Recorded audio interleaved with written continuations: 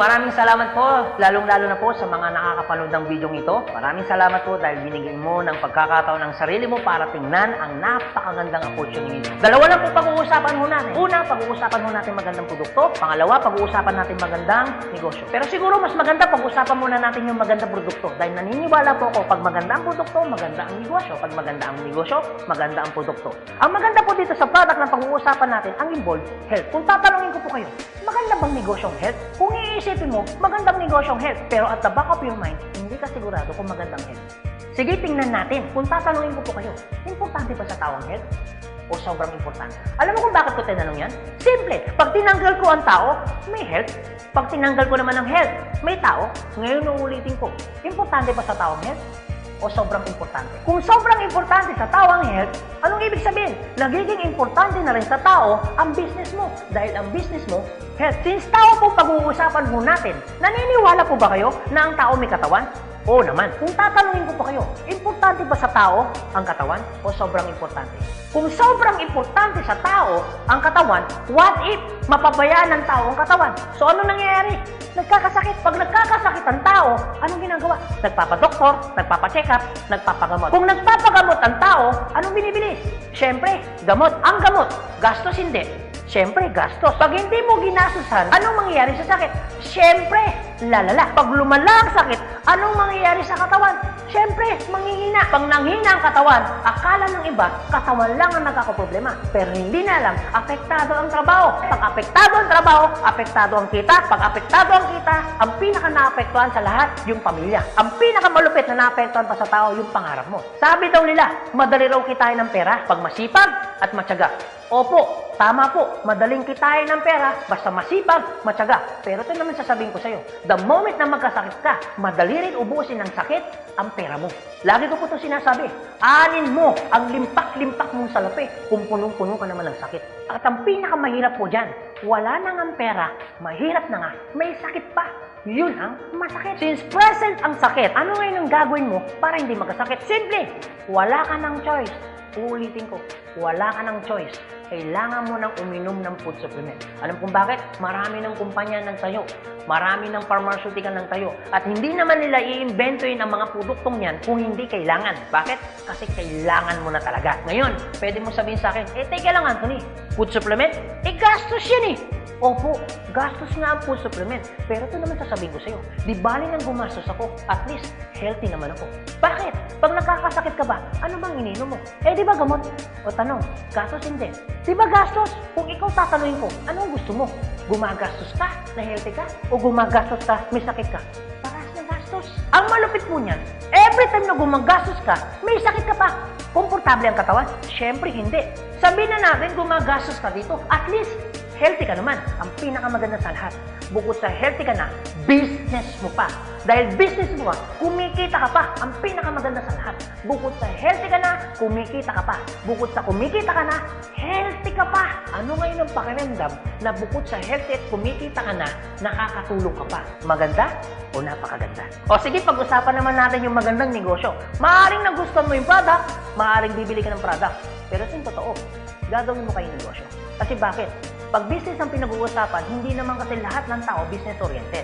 Karamihan ng tao is career-oriented. Alam mo kung bakit? Marami kasing tao na pagdating sa business, ang dami niyang perspective. Alam mo isa sa mga perspective ng tao pagdating sa negosyo?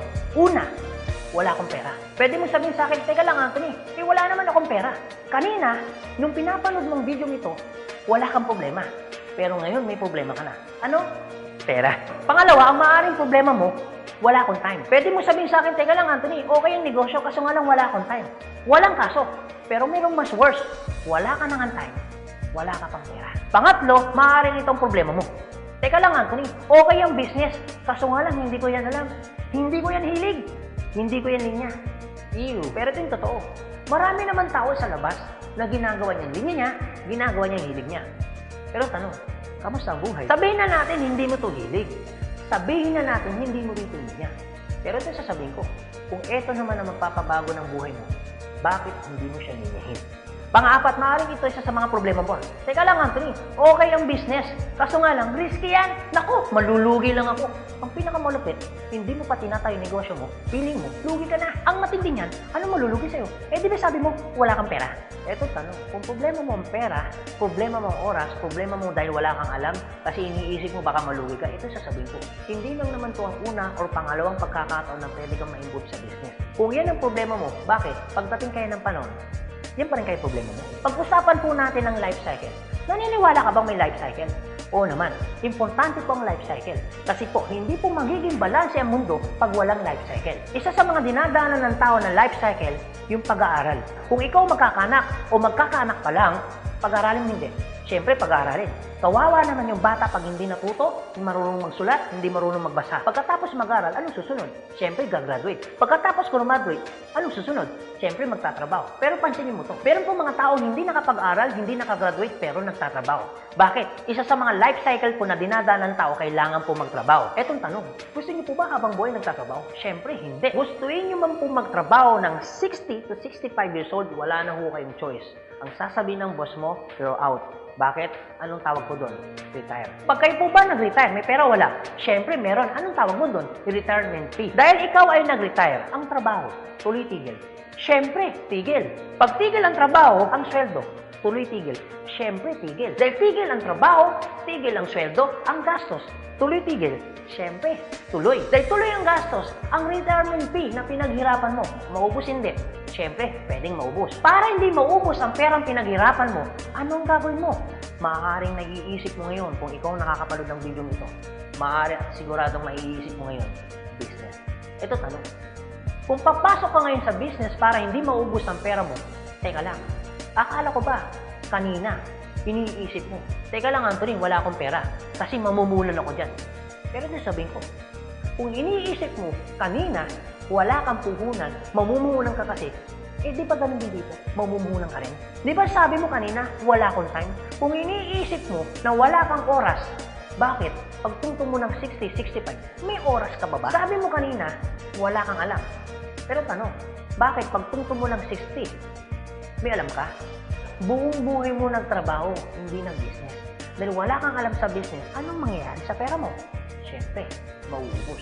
Anong sense, nagtrabaho mo ng buong buhay mo, papasok ka sa business, dahil wala kang alam sa business, ang perang pinaghirapan mo, mauubos lang. Kaya marami pong mga tao nagre-retire, pumapasok sa business, still broke pa rin. Alam kung bakit? Kasi wala silang alam sa business. Kung ikaw ang nakakapanood ng video nito, huwag po kayo mag-alala. Kasi bakit? Later pa naman yan. Pero kung tatanungin kita, kung papasok ka lang naman pala sa business, anong gusto mo? Ngayon o later? Alam mo kung bakit ngayon? Simple. Pag ngayon mo ba inaral ang business, ngayon ka nag-decision mag-business, ngayon mo ginawa ang business, ngayon mo matututunan? Yes. Ngayon ka rin kikita? Yes. Pero pag later ka nag-decision mag-business, later mo ginawa ang mag-business, later kang pumasok mag-business, later mo inaral ang business, later mo matututunan? Yes. Later ka rin kikita? Yes. Kung papasok ka sa business, anong gusto mo? Ngayon o later? O sige Anthony, nagustuhan ko yung magandang negosyo, nagustuhan ko rin yung magandang produkto. Pero ito tanong, paano ko siya umpisan? Anong gagawin ko? Paano ako magiging membro ng AIM Global? Ganito po kasi yan. Una po, kailangan nyo pong bumili ng global package. Tanong, magkano naman ang global package? Ang global package po ay 7,980 pesos. Pero teka lang Anthony, mukhang yata ang laki. Opo, malaki po siya kung gastos. Malaki din po siya kung wala kang pera. Pero teka lang, kung negosyo ang pag-uusapan natin, 7,980, malaki o maliit? Alam niyo po, sobrang liit lang po yan. Maaari pong malaki po ang 7,980 pesos kung hindi mo makikita yung value ng pera mo. So kung gusto ko po mangyari, ipakita ko po sa inyo kung anong value ng 7,980 pesos mo. Una, magkakaroon ka ng product na worth 6,000 pesos. Pangalawa, magkakaroon po kayo ng insurance. Meron po kami tinatawag na personal accident insurance na 200,000, unprovoked murder and assault na 50,000 pesos, 10,000 pesos medical reimbursement. Hindi lang yan, meron pa kami tinatawag na burial assistance na 10,000 pesos. Pangatlo, magkakaroon ka pa ng discount from 25% up to 50%. lifetime discount. Pang-apat, magkakaroon ka naman ng business kit, brochure, CD na kung saan magagamit mo sa pagninegosyo mo. Pang-lima, magkakaroon po kayo ng tinatawag mo namin free medical check-up. CBC, urinalysis, fecalysis, chest x-ray, dental, lahat ng yan kasama po doon sa free medical check-up. Pang-ani, magkakaroon po kayo ng ATM, BDO at China Trust. I suggest po, kung ikaw ngayon ay nasa abroad, mas maganda pong kunin ninyo ang China Trust. Alam kung bakit? This is an international debit card na kung saan po mawi-withdraw ninyo ang pera ninyo na kahit saang bansa. Kung hindi naman kayo mag-abroad, pwede po kayong kumuha ng BDO. At hindi lang yan, pang-pito, magkakaroon po kayo ng tinatawag ho namin web page. So ano pong advantage ng web page ho natin? Magkakaroon ho kayo ng DTC, Distributor Tracking Center, na kung saan mamomonitor nyo lahat ng transaction na nangyayari po sa business ninyo. At hindi lang yan, ang pinakamaganda, yung pang-walo. Meron po kami tinatawag na scholarship program. So, ibig sabihin, pag naging member ka ng AIM Global, automatic bibigyan ho namin kayo ng scholarship certificate. So, ang maganda po doon, sa scholarship po natin, transferable. Ibig sabihin, kung ikaw yung member, siya hindi member, kahit hindi mo kakilala, pwede niyo po itong i-transfer. At hindi lang ho yan. Ang maganda po sa scholarship po natin, ito po ay wala pong expiration. Kung ngayon ka ng member, bukas o bukas makalawa o 2 to 3 years from now, saka mo palang ginamit yung scholarship po namin o yung certificate po namin, hindi po siya may expire. Pwede nyo pa rin siyang gamitin. Ang maganda po dun sa scholarship certificate po namin, wala ho tayong quota. No hidden agenda. Na pag yung bata po in-enroll mo na, hindi ho kayo obligado na gawin yung negosyo. Nasa sa inyo na lang po kung gagawin yung negosyo, hindi. Basta yung anak niyo po, tuloy-tuloy po yan sa pag-aaral. So, wala ho tayong hidden agenda, no quota. Kahit hindi ho kayo bumili ng product, kahit hindi ho kayo mag-imbita ng tao, kahit hindi nyo po ito gawin. No obligation, no commitment. No hidden agenda. Yan po yung kabuuan ng global package ho natin doon sa perang binitawan mo na 7,980 pesos. Ang tanong, maganda po ba o napakaganda? Sulit o sulit na sulit? Okay, sige, ganito Anthony. Nagustuhan ko yung magandang negosyo. Nagustuhan ko rin yung magandang produkto. Sige, magjo-join na ako. Eto tanong, kung ako pa papasok na ngayon, gagawin ko na yung negosyo, paano naman ako kikita? Ganito po yan. Una, kikita po kayo sa tinatawag naming retailing. Sa retailing naman po, from 25% up to 50%, kikita ka. Kung hilig mong magbenta, aba, bagay na bagay ka dito. Kung hindi ka naman mahilig magbenta, wala din pong kaso. Pangalawa, eto po maganda. Meron po kami tinatawag na binary income. Sa binary income, dalawa pwede nyo pong pagkakitaan. Una, pwede ko kayong kumita sa tinatawag namin direct referral bonus. Magkano direct referral bonus? 500 pesos. At pangalawa, pwede naman kayo kumita sa tinatawag namin match sales bonus o madalas ang tawag ho namin dyan, pairing bonus. Magkano naman ang pairing bonus? 1,500 pesos. O sige Anthony, mukhang maganda yung binary income na yan. Paano ka pa kikitain yung direct referral bonus na 500 at paano ka naman kikitain yung pairing bonus na 1,500? Okay, ganito po yan. Pag sinabi pong binary, dalawa po yan. It's either ilalagay mo sa kanan o ilalagay mo sa kaliwa. Ang trabaho mo, mag-imbita. Pag ikaw ngayon nag-imbita, at yung inimbita mo ay bumili ng global package, sabi na natin, dalawa yung inimbitahan mo. Yung isa, inimbitahan mo, nilagay mo sa kanan. Yung isa naman, inimbitahan mo, nilagay mo naman sa kaliwa. Pagbili ni A, automatic, meron kang tinatawag na direct referral. Pagbili naman ni B, automatic, may kikitain ka naman na direct referral ng 500 pesos. At hindi lang yan, meron ka pang bonus. Pag may pumasok sa kanan mo at may pumasok sa kaliwa mo, automatic, magpipair po siya. Magkano pong pairing bonus? 1,500 pesos. Basta ang usapan po, every time may papasok sa kaliwa, every time may papasok sa kanan, automatic po, pairing 1,500. Sa tingin mo ba, si A, meron din bang kaliwa? Meron din kanan? Si B, meron din bang kaliwa?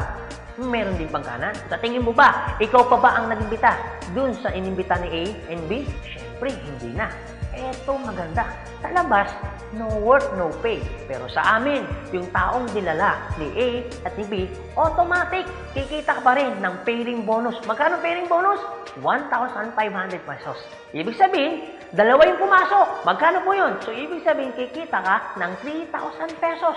No work, pero with pay. Sa tingin niyo po, pagdating po ng panahon, yung grupo po ni A, nadami? Yung grupo naman ni B, nadami? Oo naman. So tanong, may iwasan bang lumaki? Siyempre, hindi. Eh what if, Anthony, may pumasok isa? may pumasok isa, araw-araw. Anong ibig sabihin po niyan? Di ibig sabihin, araw-araw po, kikita ka ng 1.5. Paano kung Grade 2, Anthony? Dahil lumalaki po ang grupo, paano kung may pumasok 10 dito? Paano kung may pumasok dito 10 dito? Anong ibig sabihin niyan? Di 10 po ng 1.5. So, magkano yung 10 ng 1.5? Di 15,000. Paano kung araw-araw yan? Di ang ibig sabihin po yan, araw-araw po yan, 15,000, 15,000. Tuloy-tuloy po yan. Ang pinakamaganda niyan, yung 15,000 po ba? Malaki maliit?